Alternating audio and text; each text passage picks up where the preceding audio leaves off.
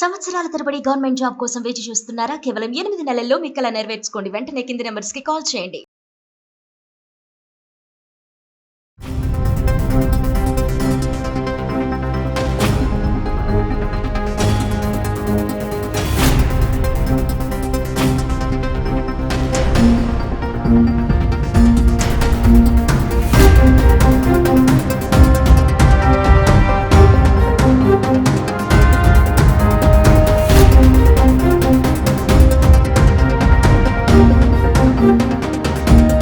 నమస్తే, welcome to Suman TV.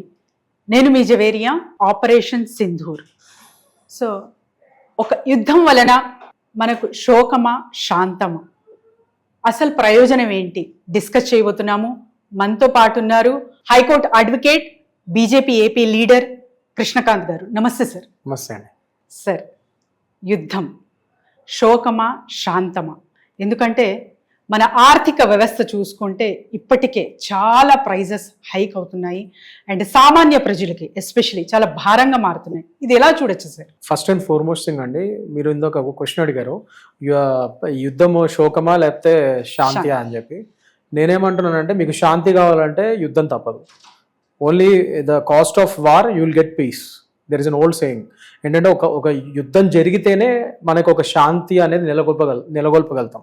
మీరు ఇదివరకు హిస్టరీ చూసుకున్నా, ఎప్పుడే మన చరిత్ర చూసుకున్నా, ఎప్పుడైనా సరే యుద్ధాల తర్వాతే శాంతి నెలకొల్పగలిగాం. ఎందుకంటే 1971 వార్ చూసుకున్నా, మీరు మన కార్గిల్ వార్ చూసుకున్నా, ఇప్పుడు రీసెంట్గా ఈ సర్జికల్ స్ట్రైక్స్ చూసుకున్నా, ఎప్పుడైనా సరే మనము మొదలుపెట్టిన యుద్ధాలు కావేవి. అవతల వారు మన మీదకి వచ్చినప్పుడు మనం చేతుల్లో గాజులు నోడుకొని అయితే కూర్చోలేం కదా. డెఫినెట్గా మనం రిటాలియేట్ అవ్వాలి.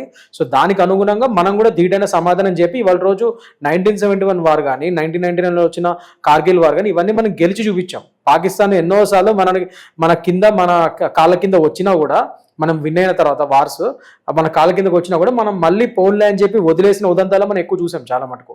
సో ఇవాళ రోజు అదే విధంగా మళ్ళీ వాళ్ళ ఉగ్రవాద సంస్థలు ఇప్పుడు ఇంకా డైరెక్ట్గా అటాక్ చేయలేక వాళ్ళు, అదొక పిరికి దేశం కాబట్టి ఒక failed state. Pakistan is a failed state. అంటే ఇవాళ రోజు వాళ్ళకి ఆర్థికంగా ఏ విధంగానూ ఒక హోప్ లేదు. అన్ని విధాలుగా ఒక కంటిన్యూస్ గవర్నమెంట్స్ లేవు వాళ్ళకి. ఎప్పుడు మిలిటరీ చీఫ్స్ ఎప్పుడు వాళ్ళ ప్రైమ్ మినిస్టర్ని చంపేస్తాడో, ఎప్పుడు వాళ్ళ కొత్త రిజైమ్ వస్తుందో వాళ్ళకే తెలియదు. ఎప్పుడు చూసినా ఒక చాలా అన్స్టేబుల్ గవర్నమెంట్ అనేది ఏదైతే ఉందో, ఒక గత 30-40 ఏళ్ళుగా మీరు చూస్తే పాకిస్తాన్ చరిత్ర మొత్తం అన్స్టేబుల్ గవర్నమెంట్స్ ఉన్నాయి అక్కడ. సో వాళ్ళు కేవలం ఇవాళ రోజు ఉగ్రవాద సంస్థల్ని మేపడంలోనూ, ఫండింగ్ చేయడంలోనూ, ఉగ్రవాద సంస్థల ద్వారా వాళ్ళు లాభపడటంలోనే బతుకుతున్న దేశం అది. సో అలాంటప్పుడు ఆ దేశం కేవలం ప్రతిసారి మనల్ని ఉగ్రవాద సంస్థల ద్వారా మనల్ని రెచ్చగొడుతూ ఉంటే మనం తప్పకుండా దానికి ధీటైన సమాధానం చెప్పాలి. ఇవాళ రోజు అదే అయింది ఆపరేషన్ సింధూర్. సో ఇవాళ రోజు మీరు అడిగారు కదా క్వశ్చన్, వార్ అనేది ఒక శ్లోకమా లేకపోతే శాంతి అనే. ఆ శోకాన్ని అధిగమించాలి అంటే, శాంతి నెలకొల్పాలంటే వారు తథ్యం.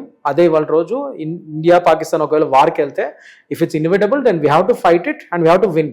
అదొక్కటే మన దారి. ఎందుకంటే మనం శాంతి నెలకొల్పాలంటే ఖచ్చితంగా ఫైట్ చేయగలిగితేనే మనకు అది శాంతి వస్తుంది. సరే, ఆర్మ్ ఫోర్స్. సో పాకిస్తాన్లో ఆర్మీ ట్రైనింగ్ ఇస్తున్నప్పుడు అందులో మనకు ఉగ్రవాద సంస్థలు కూడా ట్రైన్ అవ్వబడతారనేది వింటూ ఉంటాం. ఇది ఎంతవరకు కరెక్ట్? 100% నిజం అండి. ఎందుకంటే ఇవాళ రోజు మన ఐఎస్ఐ చరిత్ర చూసుకుంటే, పాకిస్తాన్ ఐఎస్ఐ చరిత్ర, వాళ్ళు ఎంతో మంది ఇవాళ రోజు మొన్న మీరు 26/11లో కసబ్ లాంటి టెర్రరిస్ట్ ట్రైనింగే కానీ, ఏదైనా కానీ ఇవాళ రోజు చూసుకుంటే ఐఎస్ఐ వాళ్ళ కనుసంధానంలోనే అయినాయి ఇవన్నీ. సో ఉగ్రవాదుల్ని పెంచి పోషించే ఒక కల్చర్ ఏదైతే ఉందో, అది పాకిస్తాన్కి వాళ్ళు కొత్తగా అది ఎప్పటి నుంచో ఉంది. సో పాకిస్తాన్ ఐఎస్ఐ మెయిన్ పేరే అది. వాళ్ళు ఉగ్రవాదుల్ని తయారు చేసి, మిలిటరీ ట్రైనింగ్ ఉగ్రవాదులకి ఇచ్చి వాళ్ళని మిలిటెంట్స్ లాగా తయారు చేసి ఇలా దేశాల్లోకి, ఇండియాకి కానీ, యూఎస్కి కానీ, ఇలా రకరకాల దేశాలకి వాళ్ళు ఉగ్రవాదాన్ని పెంచడానికి పంపిస్తూ ఉంటారు. సో ఐఎస్ఐ పేరే అది. అలాంటప్పుడు ఖచ్చితంగా పాకిస్తాన్ చేసే పనే అది. అందుకు అనుగుణంగానే వాళ్ళ రోజు మన భారతదేశం దౌత్య సంబంధాలు గట్టిగా స్ట్రాంగ్గా అయ్యి పెంచుకొని, యుఎస్లో కానీ, ఫ్రాన్స్లో కానీ, రష్యాలో కానీ అన్నింటిలోనూ దౌత్య సంబంధాలు పెంచి, యునైటెడ్ నేషన్ ఐక్యరాజ్య సమితిలో కూడా ఇవాళ రోజు పాకిస్తాన్కి అగేన్స్ట్గా చాలా గట్టిగా మన స్వరం వినిపిస్తున్నాం. వీళ్ళు వాళ్ళ రోజు అన్ని దేశాలు వాళ్ళ రోజు ఒప్పుకున్నాయి, ఇది పాకిస్తాన్ నిజంగానే ఉగ్రవాద దేశం, ఇది ఉగ్రవాద సంస్థల్ని పెంచి పోషిస్తుందని చెప్పి వాటికి ఫండింగ్ ఇస్తుందన్న విషయాన్ని వేరే దేశాలు కూడా ఒప్పుకునే పరిస్థితి వచ్చింది వాళ్ళ రోజు. అందుకనే సో ఖచ్చితంగా మీరు అడిగినట్టు మిలిటరీ సంస్థ ఏదైతే ఐఎస్ఐ ఉందో పాకిస్తాన్లో, వాళ్ళు ఖచ్చితంగా ఉగ్రవాదాన్ని పెంచి పోషించే పనే చేస్తున్నారు. అది నిజం. అది సరే, కరెక్ట్ 3 టార్గెటింగ్ ప్లేసెస్ ఎగ్జాక్ట్గా టెర్రరిస్ట్ ఎక్కడైతే ఉంటారో అక్కడ దాడి చేయడం జరిగింది మన భారతదేశం. కానీ ఇప్పుడు వింటున్న వార్తలు ఏంటంటే, కొన్ని లెటర్స్ త్రూ అటు నుంచి వస్తున్నాయి, పాక్ పైన దాడి అన్నట్టు. ఇక్కడ ఇది ఎందుకు ప్రశ్న అడుగుతున్నానంటే, ఆల్రెడీ భారత్ కానివ్వండి, పాక్ కానివ్వండి, యాక్సెప్టెన్స్ అనేది ఇద్దరి మధ్య జరిగింది. కానీ ఇలాంటి న్యూస్ వలన అసలు ప్రయోజనం ఏంటి? ఎవరికి రెచ్చగొడుతున్నారు? ఫస్ట్ అండ్ ఫార్మోస్ట్ థింగ్ అండి, ఇక్కడ రెచ్చగొట్టే ప్రక్రియ మనం చేయట్లేదు, పాకిస్తాన్ చేస్తుంది. ఇవాళ రోజు మన April 22న మన పెహల్గాంలో ఒక 27 మంది మన భారతీయుల్ని, ముఖ్యంగా 26 మంది భారతీయులు, ఒక నేపాలీ దేశస్థుడు, సో 27 మందిని ఒక టూరిస్టులని ధర్మం అడిగి మీరు హిందూకి సంబంధించిన వాళ్ళని క్లియర్గా టార్గెట్ చేసి మరి వాళ్ళని చంపితే ఇవాళ రోజు దానికి అనుగుణంగానే ఇవాళ రోజు మనం రిటాలియేట్ చేసి, ముఖ్యంగా ఆ రోజు మీరు చూసుకుంటే మీ మోడీకి చెప్పుకోండి అని చెప్పి వాళ్ళు చెప్పారు, మెసేజ్ చేయడం జరిగింది. సో ఇవాళ రోజు దానికి అనుగుణంగానే ఇవాళ రోజు మోడీ గారు సమాధానం చెప్పారని మనం అనుకోవాలి. ఈ ఆపరేషన్ సింధూర్ అనేది ఖచ్చితంగా మోడీ గవర్నమెంట్ యొక్క సమాధానం వాళ్ళకి గట్టిగా ఇచ్చారు వాళ్ళకి. సో దాని పరంగానే ఇవాళ రోజు అయ్యింది ఇది. సో నేను చెప్పేది ఏంటంటే, ఇవాళ రోజు మీరు అంటున్నారు 3 ఉగ్రవాద సంస్థల మీద దాడని. ఎస్, 3 ఉగ్రవాద సంస్థలు ఏవైతే ప్రేరేపించాయో కేవలం ఆ ఉగ్రవాద సంస్థల మీదనే ఇవాళ రోజు ఒక చావుదెబ్బ తీసాం మనం.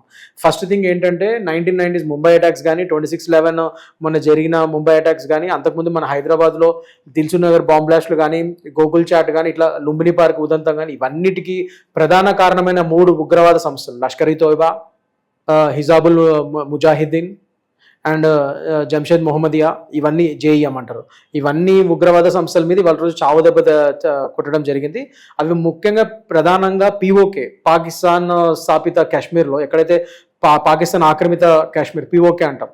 సో అక్కడ ముఖ్యంగా ముజఫరాబాద్, బహావల్పూర్, బింబిర్, ఇలా కొన్ని ప్లేసెస్ ఉన్నాయి, 9 ప్లేసెస్.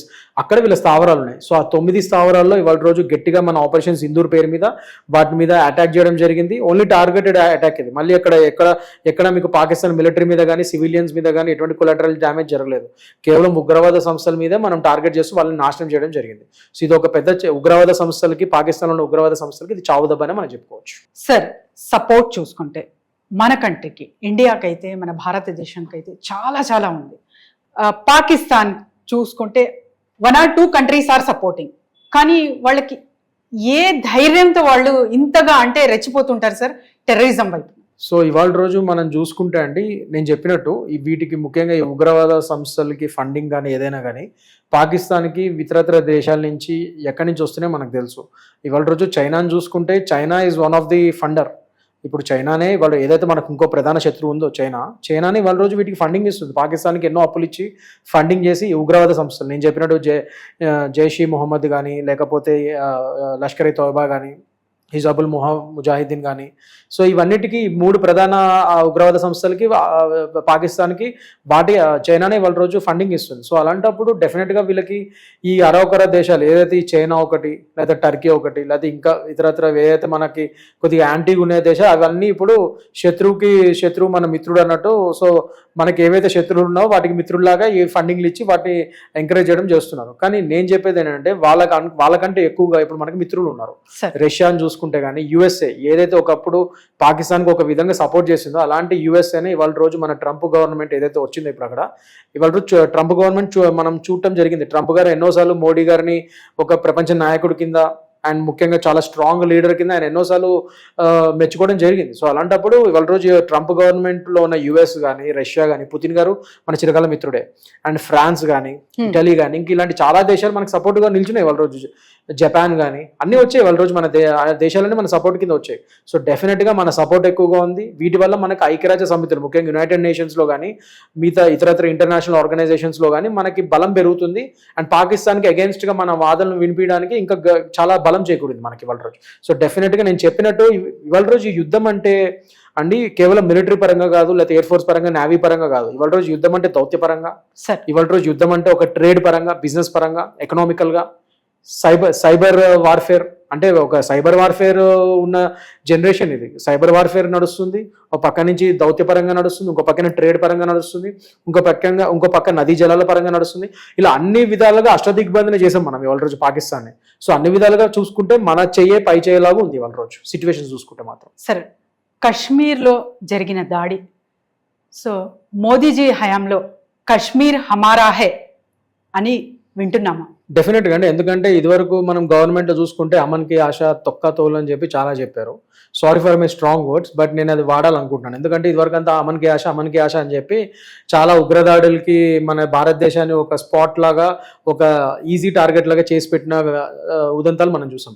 అలాంటిది ఎప్పుడైతే మన మోడీ గవర్నమెంట్ వచ్చిందో అప్పటి నుంచి మనం చాలా స్ట్రాంగ్గా ఉన్నాం, ఉగ్రవాదులు ఎప్పటికప్పుడు మట్టు పెడుతూ ఉన్నాం. అండ్ మీరు చూసుకుంటే ఒకటండి, ఇప్పటివరకు అంతర్గతంగా మీరు ఒక హైదరాబాద్ లాంటి దిల్సుఖ్ నగర్ బ్లాస్ట్లు కానీ, గోకుల్ చాట్ ఉదంతాలు కానీ, లుంబిని పార్క్ బాంబ్ బ్లాస్ట్లు కానీ, లేకపోతే ముంబైలో మనం చూసుకుంటే 1990s లో జరిగిన ముంబై బ్లాస్ట్లు కానీ, లేదా 26/11 లో జరిగిన తాజ్ కాల్పులు కానీ, ఇలాంటివన్నీ మళ్ళీ మీకు మోడీ గవర్నమెంట్ ఎప్పుడు మీకు తారసపడలేదు. ఎందుకంటే మనం ఏ ఉగ్రవాద దాడులైనా అవన్నీ బార్డర్స్ లోనే అయినాయి, అంతర్గతంగా అవ్వలేదు. మీరు అది గమనించారో లేదో. సో దట్ మీన్స్ ఎంత స్ట్రాంగ్ గా మన మోడీ గవర్నమెంట్ ఉగ్రవాదుల్ని బార్డర్స్ దగ్గరే మనం ఆపగలిగాం అనేది క్లియర్ గా తెలుస్తుంది అక్కడ. ఇవాళ రోజు ఆ పిరికి చర్యల వల్లే వాళ్ళు ఏం చేయాలో అర్థం కాక, ఎప్పుడైతే మన మోడీ గవర్నమెంట్ ఆర్టికల్ 370 అబ్రోగేషన్ అంటే ఆర్టికల్ 370 ఎప్పుడైతే జమ్మూ కాశ్మీర్లో తీసేసి జమ్మూ కాశ్మీర్లో మళ్ళీ శాంతి నెలకొల్పి ఉగ్రవాద సంస్థలన్నింటినీ జమ్మూ కాశ్మీర్ నుంచి వెళ్ళగొట్టి అక్కడ మళ్ళీ ఒక డెమోక్రటిక్ వేలో ఒక ఎలక్షన్స్ జరిపి అక్కడున్న ఇవాళ రోజు ఓమర్ అబ్దుల్లా గవర్నమెంట్ ఏదైతే ఉందో చిరకాలంగా ఎప్పటి నుంచో చూసుకుంటే అదొక అపోజిషన్ పార్టీ. అలాంటిది వాళ్ళు కూడా ఇవాళ రోజు మోడీ గవర్నమెంట్, మోడీ గారి నాయకత్వాన్ని మెచ్చుకున్న పరిస్థితి మనం చూస్తున్నాం. సో అలా విధంగా అన్ని విధాలుగా ఒక శాంతి నెలకొల్పే ప్రక్రియలో మన మోడీ గవర్నమెంట్ అక్కడ టూరిజంని డెవలప్ చేస్తూ మళ్ళీ అక్కడ యువత, ముఖ్యంగా జమ్మూ కాశ్మీర్ యువత ఎవరైతే అక్కడ ఉపాధి లేక ఎకనామికల్గా జమ్మూ కాశ్మీర్ మొత్తానికి నిర్వీర్యం అయిపోతే వాళ్ళు ఉగ్రవాద సంస్థలకి వైపు మొగ్గు చూపుతున్నారు. అలాంటి తరుణంలో ఆర్టికల్ 370ని తీసేసి అక్కడ మళ్ళీ అక్కడ టూరిజంని డెవలప్ చేసి అక్కడ ఫైనాన్షియల్గా అక్కడ జమ్మూ కాశ్మీర్ మళ్ళీ బలోపేతం చేస్తూ అక్కడ యువతని మళ్ళీ టూరిజం డిపార్ట్మెంట్లో కానీ అక్కడ కానీ వాళ్ళకు అవకాశాలు కల్పిస్తూ ఈ విధంగా మనం ముందుకు పోతుంటే అది మింగుడు పడకే ఇవాళ రోజు పాకిస్తాన్ ఉగ్రవాద సంస్థలో మళ్ళీ జమ్మూ కాశ్మీర్ యొక్క ఫినాన్షియల్ స్టేటస్ని పాడు చేయాలి, మళ్ళీ అక్కడ ఉగ్రవాదాన్ని నెలకొల్పాలి, మళ్ళీ ఆ యువత ఎవరైతే ఇవాళ రోజు ఉగ్రవాదాన్ని వీడి మంచి దారిలోకి వెళ్తున్నారో వాళ్ళు మళ్ళీ ఉగ్రవాదం వైపు తిప్పుకోవాలని చెప్పి ఒక చెడ్డ ఆలోచనలతోనే ఇవాళ రోజు April 22 మొన్న మనం చూసుకుంటే ఈ పహల్గామ్ అటాక్ దానికే ప్రతీక. జమ్మూ కాశ్మీర్ యొక్క ఫైనాన్షియల్ స్టేటస్ని మళ్ళీ టూరిజంని దెబ్బతీయడానికి చేశారు అవన్నీ. సో దానికి అనుగుణంగానే ఇవాళ రోజు మీ మోడీకి వెళ్ళి చెప్పండి అని వాళ్ళు మెసేజ్ ఇచ్చారు. సో దానికి రిటాలియేషన్ గానీ ఇవాళ రోజు మోడీ గారు ఈ ఆపరేషన్ సింధూర్తో చాలా గట్టి సమాధానం చెప్పారు. ఇంకా ఇలాంటి కొత్త సమాధానాలు ఇంకా చాలా పాకిస్తాన్ ముందు చూడబోతుంది, చూస్తుంది కూడా. Thank you sir. జై హింద్. Thank you. జై హింద్.